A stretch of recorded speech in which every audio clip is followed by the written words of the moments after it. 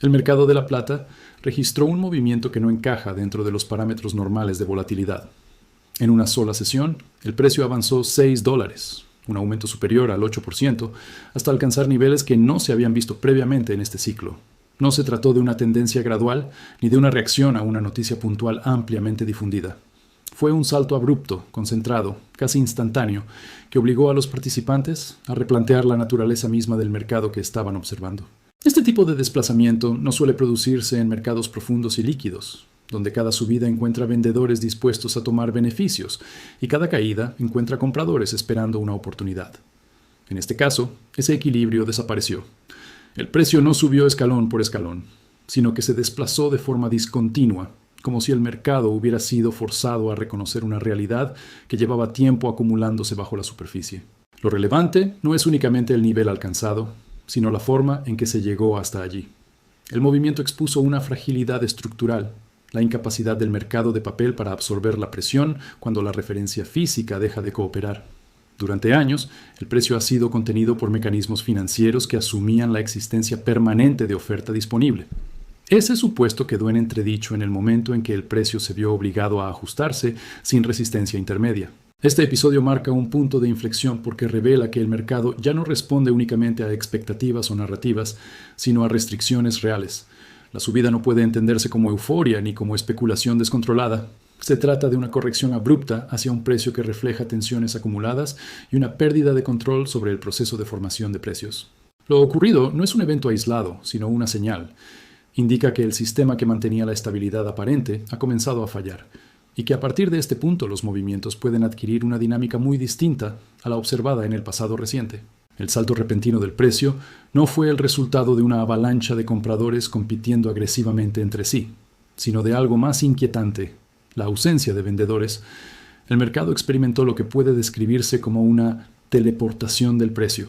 Un desplazamiento brusco que ocurre cuando el mecanismo habitual de descubrimiento de precios deja de funcionar. En lugar de transacciones continuas, el precio se vio obligado a moverse hasta encontrar niveles donde todavía existía disposición a vender. Este fenómeno está directamente vinculado a un vacío de liquidez. En condiciones normales, el mercado de futuros de la plata presenta una profundidad suficiente para absorber órdenes grandes sin provocar saltos extremos. En esta ocasión, esa profundidad desapareció. Las ofertas simplemente no estaban allí. Los participantes que tradicionalmente proporcionaban liquidez optaron por retirarse, dejando al precio sin escalones intermedios por los que transitaron. La razón central de esta retirada fue el desacople entre el precio de referencia en Occidente y el precio que se estaba formando en Shanghái. Vender contratos a precios inferiores al mercado asiático implicaba asumir pérdidas inmediatas o quedar expuesto a un arbitraje adverso. Frente a esa realidad, los bancos y grandes intermediarios eligieron no participar. El resultado fue un libro de órdenes vacío, incapaz de contener la presión compradora residual. Cuando un mercado de papel depende de la confianza en que siempre habrá oferta disponible, la pérdida de esa confianza produce ajustes violentos. El precio no se mueve porque alguien esté dispuesto a pagar más, sino porque no hay nadie dispuesto a vender menos. En ese contexto, incluso órdenes relativamente pequeñas pueden provocar desplazamientos desproporcionados. Este tipo de movimiento revela una fractura entre la representación financiera del mercado y su base física. El precio dejó de ser una negociación incremental para convertirse en una búsqueda urgente de equilibrio. Cada salto reflejaba la necesidad de alcanzar un nivel que los vendedores consideraran mínimamente aceptable frente a la referencia internacional. La teleportación del precio, por tanto, no fue una anomalía estadística, sino la consecuencia lógica de un sistema que se quedó sin amortiguadores. Expuso que la liquidez, lejos de ser una constante, es condicional, y que cuando esa condición desaparece, el ajuste no es gradual, sino abrupto. La desaparición de la liquidez no ocurrió de forma espontánea. Fue el resultado de decisiones conscientes, tomadas por los actores que tradicionalmente sostienen el funcionamiento diario del mercado. Bancos y grandes participantes, que normalmente actúan como vendedores cuando el precio sube, optaron por no hacerlo. Esa negativa fue el detonante que convirtió una presión contenida en una ruptura visible. El motivo de esta retirada fue estrictamente económico. Vender a un precio inferior al que se estaba pagando en Shanghái implicaba aceptar una desventaja inmediata.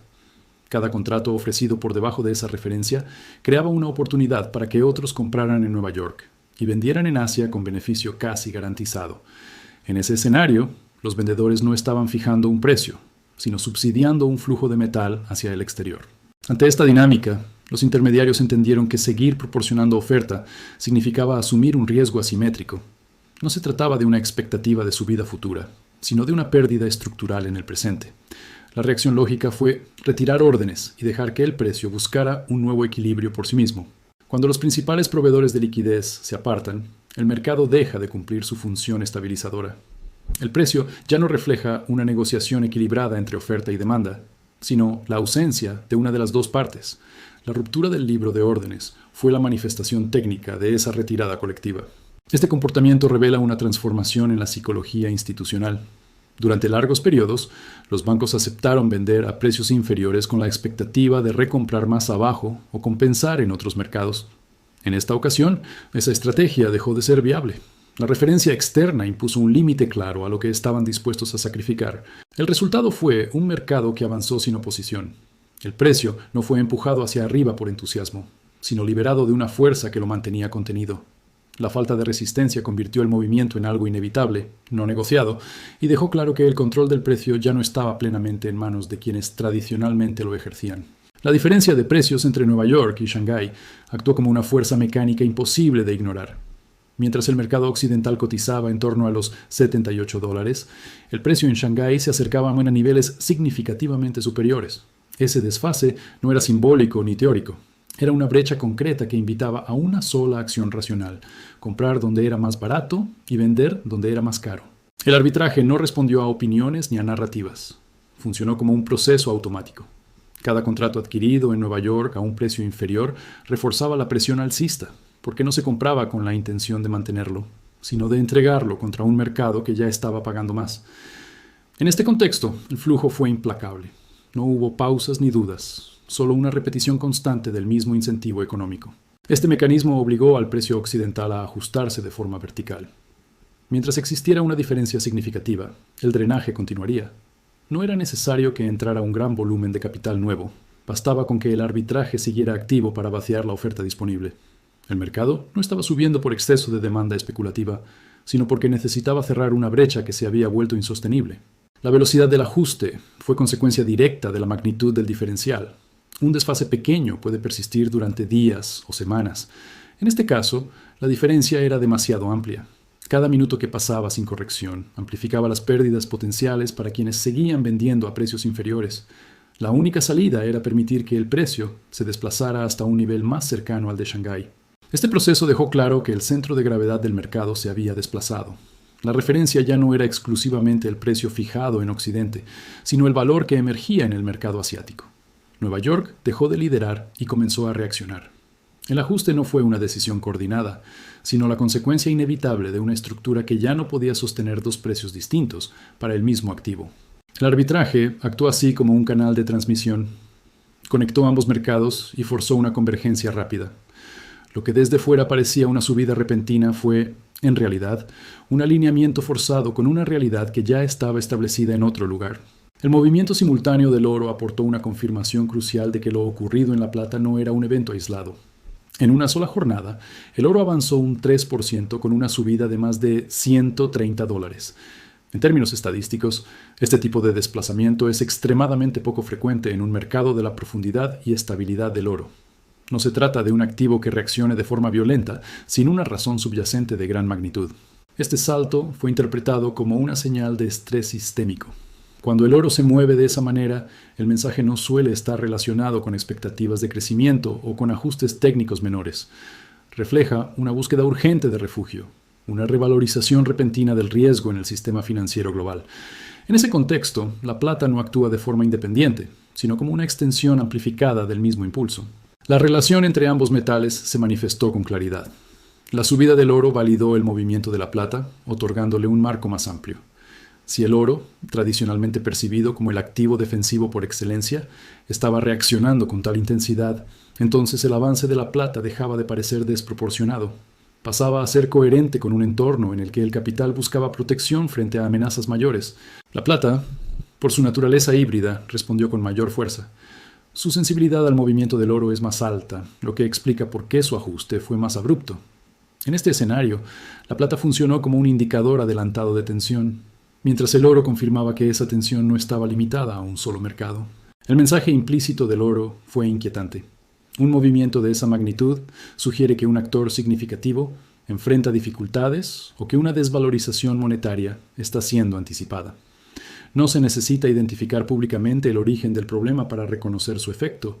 El mercado reaccionó como si el riesgo sistémico hubiera aumentado de forma repentina. Esta sincronización entre oro y plata reforzó la idea de que el ajuste no era una burbuja incipiente, sino una revaloración forzada. El oro proporcionó el contexto, la plata amplificó la señal, y juntos delinearon un cambio en la percepción del equilibrio financiero global. El comportamiento de los compradores industriales añadió una capa adicional de presión al mercado. A diferencia de los participantes financieros, estas empresas no operan en función de expectativas de precio, sino de disponibilidad. Para sectores como la manufactura de paneles solares, la plata no es un activo intercambiable, sino un insumo esencial. Su ausencia no implica un ajuste contable, sino una interrupción directa de la producción. Cuando el precio comenzó a subir de forma abrupta, la reacción no fue esperar una corrección, fue asegurar suministro. En mercados donde la demanda es inelástica, una subida de precios no reduce el consumo, lo acelera. El temor no es pagar más, sino quedarse sin material. Este comportamiento transforma un aumento puntual en un ciclo de acumulación defensiva. La dinámica es autoalimentada. A medida que algunas empresas comienzan a comprar más de lo habitual para proteger inventarios, otras interpretan esa acción como una señal de escasez inminente. El resultado es una carrera silenciosa por asegurar existencias, incluso a precios crecientes. Lo que comenzó como una respuesta racional a la volatilidad se convierte rápidamente en un fenómeno de compras de pánico. Este proceso crea lo que puede describirse como un superciclo de inventarios. La plata deja de fluir de manera constante hacia el consumo y pasa a ser retenida. Cada onza asegurada por un comprador industrial es una onza menos disponible para el mercado abierto. La reducción de la oferta visible refuerza la percepción de escasez y justifica nuevas compras. En este contexto, el precio cumple un papel secundario. No actúa como freno, sino como confirmación del riesgo. Una subida rápida no disuade a los compradores industriales, los alerta. El mercado, en lugar de equilibrarse, entra en una fase de retroalimentación positiva, donde la preocupación por el suministro domina cualquier consideración de coste. La importancia de esta dinámica radica en su persistencia. A diferencia de los flujos financieros, que pueden revertirse con rapidez, las decisiones industriales tienen inercia. Una vez que el miedo a la escasez se instala, la demanda se mantiene elevada incluso si el precio continúa subiendo. Esto convierte un shock inicial en una presión prolongada sobre el sistema. La tensión creciente se reflejó con claridad en el comportamiento del mercado físico. Los distribuidores de metal dejaron de tratar el precio en pantalla como una referencia fiable. Frente a una volatilidad extrema y a un coste de reposición incierto, la respuesta fue defensiva. Los márgenes se ampliaron, las primas aumentaron y, en muchos casos, el inventario simplemente desapareció de la oferta pública. Este ajuste no respondió a una estrategia especulativa, sino a una necesidad operativa. Vender metal físico en un entorno donde el precio puede desplazarse varios dólares en cuestión de horas expone a los dealers a pérdidas inmediatas. Si el metal vendido no puede ser reemplazado al mismo precio, cada transacción se convierte en un riesgo abierto. Para evitarlo, la solución fue restringir el acceso. El resultado fue un bloqueo práctico del mercado físico. Aunque el precio de referencia indicaba niveles cercanos a los 78 dólares, el coste real para adquirir metal tangible era considerablemente mayor. La diferencia entre el precio en pantalla y el precio efectivo se amplió, señalando una desconexión cada vez más evidente entre el mercado financiero y la realidad del suministro. Esta situación generó un efecto psicológico adicional. La percepción de que el metal no estaba disponible reforzó la idea de escasez. Los compradores que aún podían acceder a inventarios se enfrentaron a condiciones más estrictas y a precios implícitamente más altos, lo que validó la sensación de que el mercado estaba entrando en una fase distinta. El comportamiento de los dealers actuó como un filtro. Al retirar oferta y elevar las condiciones de venta, protegieron sus balances, pero al mismo tiempo evidenciaron que el precio visible ya no cumplía su función tradicional. El mercado físico dejó de ser un reflejo pasivo del mercado de papel y comenzó a imponer sus propias restricciones. Este bloqueo no fue absoluto, pero sí suficiente para alterar la dinámica general. Marcó el punto en el que la disponibilidad se volvió más importante que la cotización y donde el acceso al metal pasó a depender menos de la pantalla y más de la capacidad de asumir un coste creciente y variable. La divergencia entre el precio de la plata y la valoración de las empresas mineras se volvió cada vez más evidente. A los niveles alcanzados, los productores primarios de plata estaban generando flujos de caja significativos. Sin embargo, Ese fortalecimiento fundamental no se reflejaba en sus cotizaciones bursátiles. Las acciones permanecían rezagadas, desconectadas del comportamiento del metal que sustentaba su negocio. Esta brecha no se explicaba por un deterioro operativo ni por un aumento de costes inesperado.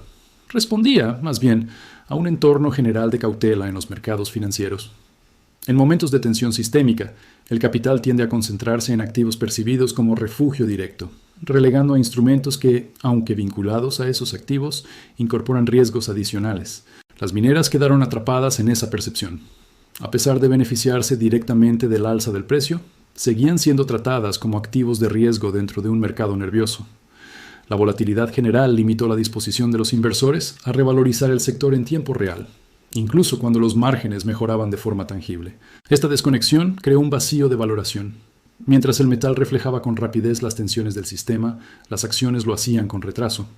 La diferencia entre ambos no indicaba una debilidad del precio de la plata, sino una cautela persistente en la asignación de capital hacia instrumentos apalancados al ciclo. El resultado fue una situación anómala en la que el mercado reconocía la escasez y la presión alcista del metal, pero aún no trasladaba plenamente esa realidad a las empresas que lo producen. Esa asimetría subrayó que el ajuste estaba ocurriendo por fases y que no todos los segmentos reaccionaban al mismo ritmo. Al superar el umbral de los $80, el mercado entró en un territorio sin referencias previas. No existían niveles históricos de resistencia que actuaran como puntos naturales de pausa o reversión. En esta zona, conocida como Blue Sky, el comportamiento del precio deja de estar guiado por estructuras técnicas del pasado y pasa a depender en mayor medida de factores psicológicos y de posicionamiento. La ausencia de referencias transforma la dinámica del mercado. Sin techos visibles, los movimientos pueden acelerarse, ya que no hay zonas claramente identificadas donde los participantes esperen una reacción automática. El precio ya no se enfrenta a barreras heredadas, sino a decisiones tomadas en tiempo real, basadas en percepciones de riesgo y escasez. En este contexto, el enfoque estratégico adquiere un matiz distinto. Vender plata a cambio de moneda en medio de una crisis monetaria implica asumir que esa moneda conservará su valor relativo. Frente a esa incertidumbre, el intercambio entre metales se presenta como una alternativa más coherente, especialmente cuando la relación entre oro y plata aún no refleja extremos históricos. El nivel actual de esa relación indicaba que la plata seguía infravalorada en comparación con el oro. Esto sugería que el movimiento no había alcanzado una fase final ni de exceso. El mercado no estaba dominado por el público general, sino por instituciones ajustando posiciones en respuesta a cambios estructurales. El desarrollo de los acontecimientos condujo a una conclusión difícil de ignorar. El mecanismo tradicional de formación de precios había dejado de funcionar como se esperaba. La falta de metal físico disponible en Occidente limitó la capacidad de mantener el control sobre la cotización y el centro de referencia se desplazó hacia donde existía una demanda dispuesta a pagar más de forma sostenida. Shanghái emergió como el punto de anclaje del precio, no por una decisión explícita, sino por la simple realidad de que allí el valor reflejaba la urgencia y la disponibilidad efectiva. El mercado occidental se vio obligado a reaccionar, ajustando su precio para evitar una desconexión total. En ese proceso, el nivel alcanzado no representó un exceso, sino una corrección hacia un equilibrio más realista. Este cambio señaló un quiebre de paradigma. Durante años, el precio fue moldeado principalmente por instrumentos financieros y expectativas. Ahora, la escasez física impuso límites concretos. La subida no respondió a una burbuja especulativa, sino a la pérdida de capacidad para sostener precios artificialmente bajos frente a una demanda persistente. El movimiento hacia niveles más altos reflejó una revalorización estructural de los metales preciosos. La plata dejó de ser tratada como un activo secundario y pasó a ocupar un lugar central en la evaluación del riesgo sistémico. La tendencia ya no estaba impulsada por narrativas temporales, sino por una redistribución del poder de fijación de precios. Este episodio marcó el inicio de una fase distinta.